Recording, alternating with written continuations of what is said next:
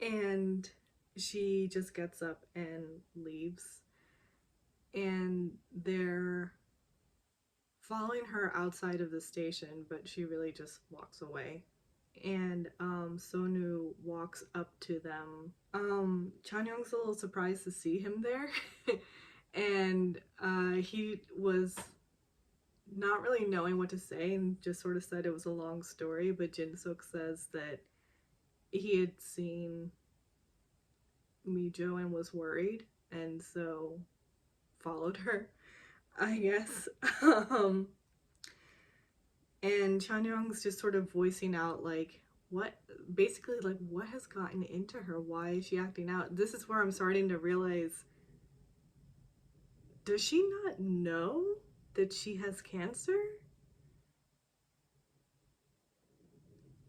Because otherwise, why would you be asking why your friend is suddenly acting out so emotionally? Anyway,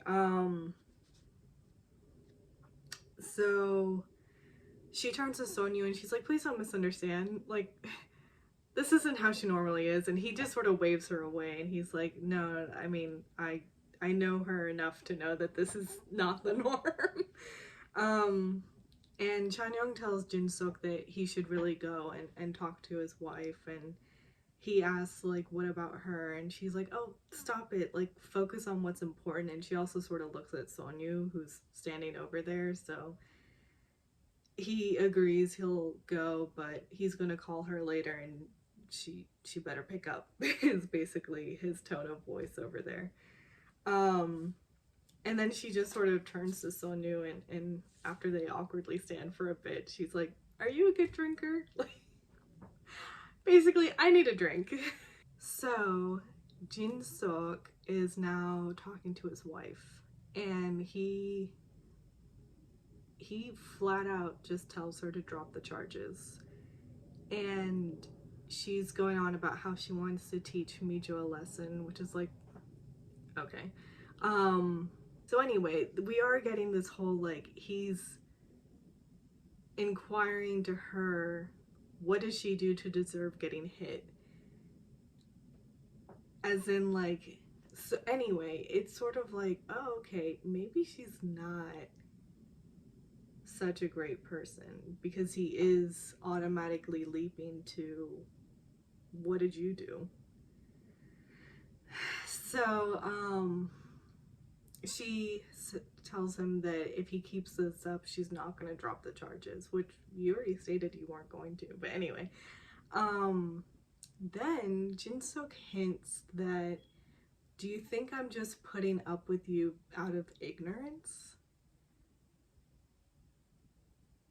And she asks him like, what do you know, or what do you mean, or something like that. So she did something, and she'd apparently gone on living and still married with him, thinking that he doesn't know, but apparently whatever it is, he does know. And he's just been staying in the marriage, presumably for his son. So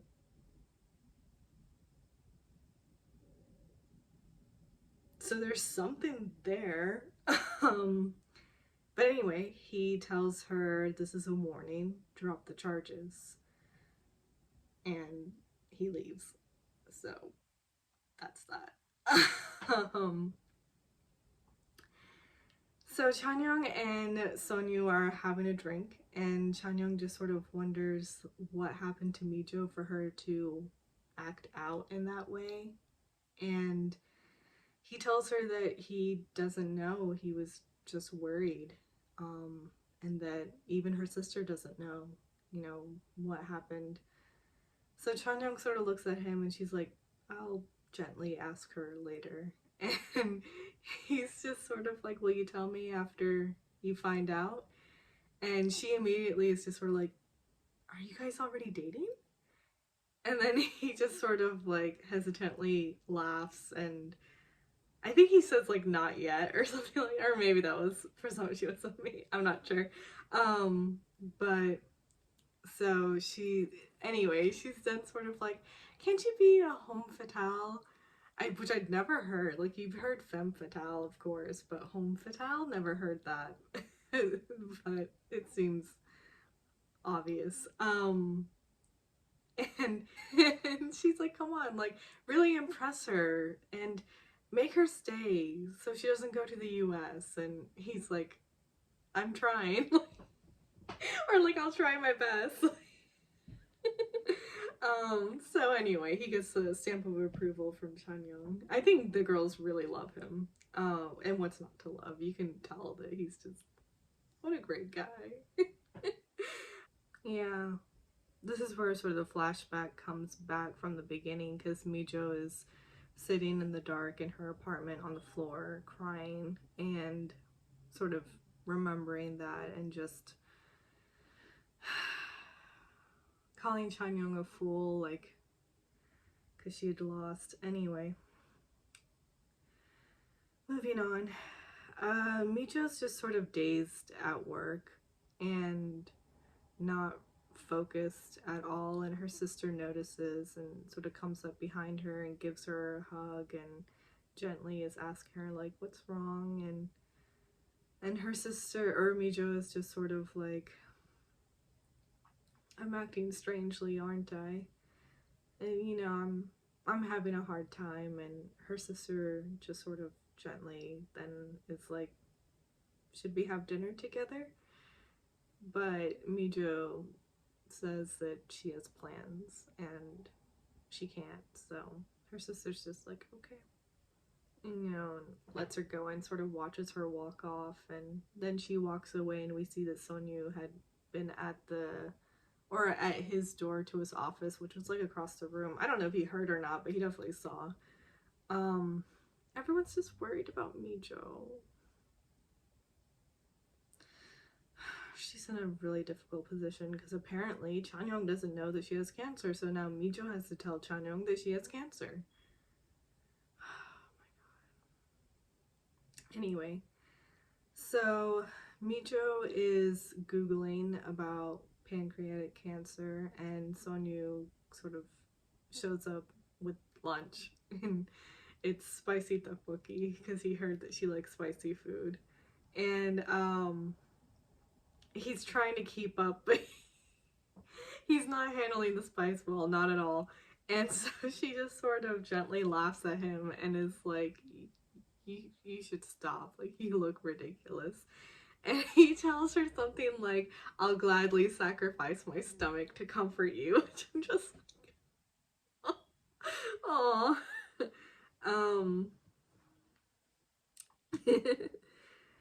Mijo says, she acknowledges, like, I must have startled you, huh?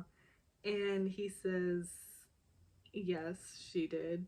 And that he had wondered what had happened that was so sad for someone of their age. Something that they bring up a lot in this drama, which I get. I mean, the whole point is they're 39 and they're having to deal with these big things, but this kind of stuff could happen at any age. Anyway, so he had said, yes, he was startled and he wondered what had happened, and then thought that Junsuk must have really messed up, and she says that she's actually the one to blame.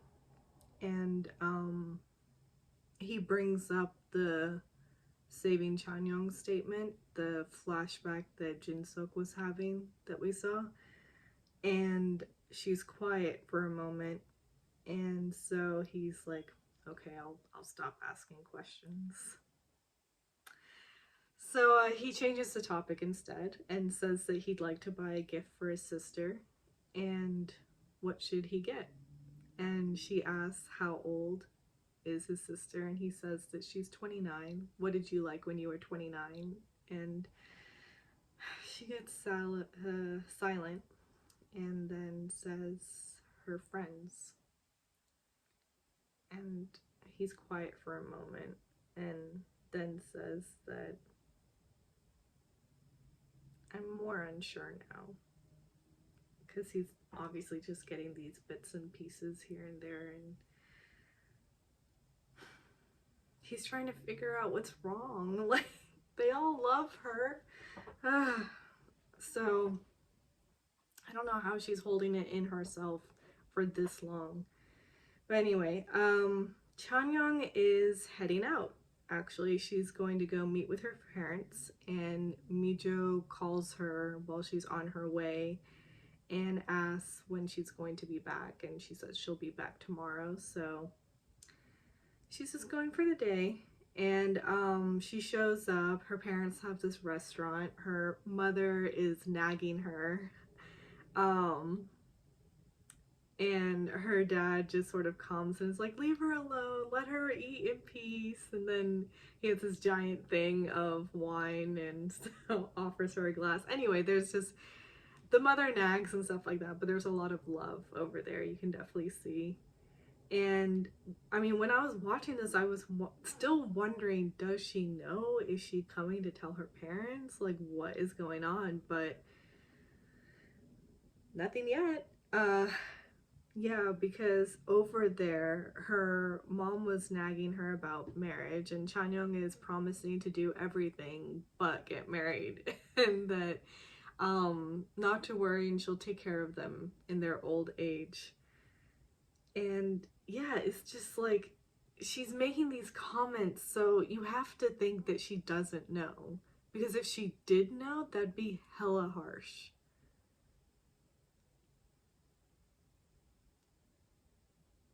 And I'm just amazed that she doesn't know.